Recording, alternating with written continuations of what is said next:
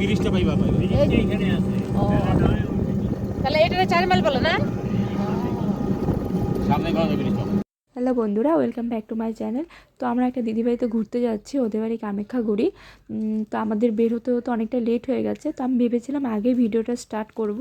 তো আমাদের 3:30টার দিকে বার হওয়ার কথা ছিল, সেখানে আমাদের 4:10-15 বেজে গেছে।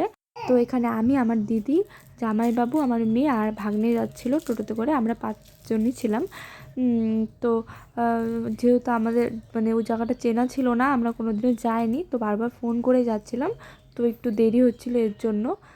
তো যাওয়ার সময় মানে একটু দেরি হয়েছিল, আসার সময় আরও অনেকটা লেট হয়ে গেছে। কারণ আসার সময় আমরা প্রচণ্ড ঝড় বৃষ্টি পেয়েছিলাম। তো মাঝ রাস্তায় বাজও পড়ছিল, যেখানে আমাদের টোটো দাঁড় করিয়ে দিতে হয়েছিল। মাঝে মাঝে খুব ভয় পাচ্ছিলাম। তো কোনো ব্যাপার না। তো গল্প করতে করতে অনেকটা পথ এসে পড়েছি। আর কিছু দূর এগোলে একটা হাই রোড পড়বে, তো হাই রোডটা ক্রস করে ওদের বাড়ি। তো সেখানে দাঁড়িয়ে আমার মেয়েও খুব বায়না করছিল খাবার জন্য, তো ওকে কিছু কিনে দিব আর সেখান থেকে মিষ্টি নিয়ে নেবে।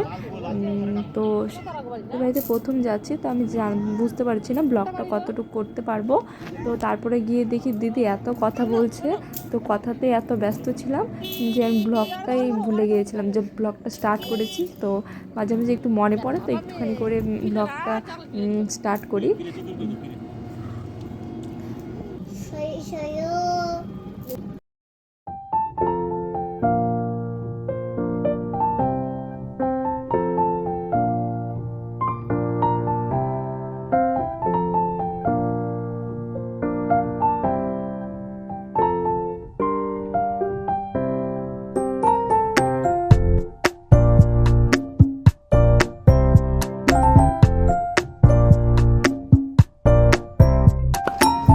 দেখতেই পাচ্ছেন, এখান থেকে আমার মেয়েকে কিছু কিনে দিলাম আর একটা সামনে মিষ্টির দোকান ছিল, সেখান থেকে মিষ্টিও নিয়ে নিলাম। তো ওদের বাড়িতে গিয়ে বেশিক্ষণ বসতে পারিনি, কারণ ওই চা খেয়ে একটু গল্প করে এসে পড়েছি। তার জন্য ব্লগটা বেশি দূর করতে পারিনি, কারণ বৃষ্টিও পড়ছিল। তো আমি দিদিকে বারবার তাড়া দিচ্ছিলাম, তাড়াতাড়ি চলো। আর মেয়ে ওখানে গিয়ে খুব খুশি হয়েছিল, যেহেতু আমার সঙ্গে বয়সী একটা বান্ধবী পেয়েছিল। তো কিছু করার নেই, পরে আবার আসলে দেখা হবে। তো বন্ধুরা, আজকের ভিডিও এতটুকুই। পরের ব্লগে আবার দেখা হবে। যদি ভিডিওটা ভালো লেগে থাকে তাহলে লাইক করো আর চ্যানেলটাকে সাবস্ক্রাইব করে দিও। টাটা।